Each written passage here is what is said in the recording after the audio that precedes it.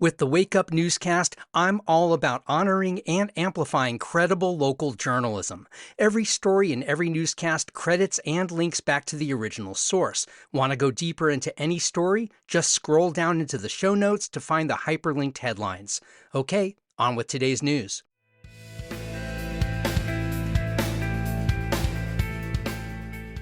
Wake up, Cincinnati. I'm Matt Peiken. Thanks so much for getting through the week with me, and here's your local newscast for Friday, February 20th. Cincinnati officials reached an agreement to strengthen the city's pension fund for retired workers. The plan includes an immediate $50 million payment to the pension system and another $50 million paid gradually over 20 years. Mayor Aftab Piraval says the compromise protects retiree benefits while improving the fund's long-term stability. Current workers will also see increased contributions, but benefits and retirement criteria remain unchanged. If City Council approves the plan, it will go to a federal judge for final approval and could take effect by July 1st. The city is aiming for pension solvency by 2046. Read more about this at WVXU. Cincinnati Public Schools is delaying the opening of a safe sleep lot designed for homeless families living in vehicles. Originally planned for March, the lot at Taft Elementary will now open in mid-April. The site will include extra amenities, a kitchenette, showers, laundry, and warm meals. It will also offer 12 parking spaces and safety features, including a full-time security guard. The initiative aims to support families until they can move into shelters or temporary housing. Homelessness among CPS students has risen sharply in recent years, highlighting a critical need for affordable housing. Read more about this in The Inquirer. Cincinnati has launched a partnership with UC Health and Cincinnati Children's to tackle violence prevention. The city awarded $600,000 to fund a hospital-based violence intervention program. The program uses a data-driven strategy to deliver critical support and services directly to victims while they receive hospital care.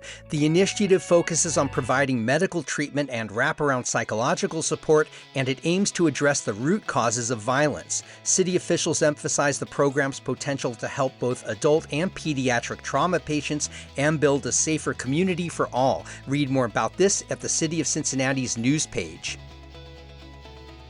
Fifth Third Bank is ramping up its name, image, and licensing sponsorship program with a roster of 30 men's and women's college basketball players, and Cincinnati campuses are a big part of the lineup.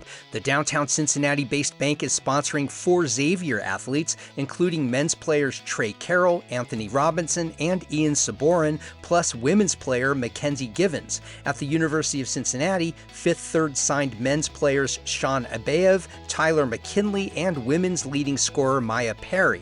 The bank says athletes are paid to share personal stories that align with Fifth Third's brand, and Fifth Third also provides financial education tools to help the athletes manage their earnings. Read more about this in the Cincinnati Business Courier. And a pop-up exhibition happening next weekend at Studio Kroner aims to spark conversation about people and businesses shaping Cincinnati food systems. The Warriors, Builders, and Weavers of Cincinnati's Food Shed centers on Cincinnati's Food Shed's Art Atlas, a limited edition coffee table book that uses infographics, illustrations, and original artwork to document the region's food system. Curated by environmental sociologist R. Allen White, the project features newly created neighborhood food maps and delves into the past, present, and imagined futures through 2050, aiming to spark public conversation about sustainability, policy, and local food work. Opening reception is February 26th, and there's a panel discussion the next day. Read more about this at Soapbox Cincinnati. Our free newsletter is a quick local news digest, essentially this newscast in written form. Subscribe at wakeupcincy.transistor.fm. You can also find us on Facebook and Instagram at wakeupcincy. And please share this podcast with your friends who care about this city. I'm Matt Peiken. Thanks so much for starting your weekdays with Wake Up Cincinnati.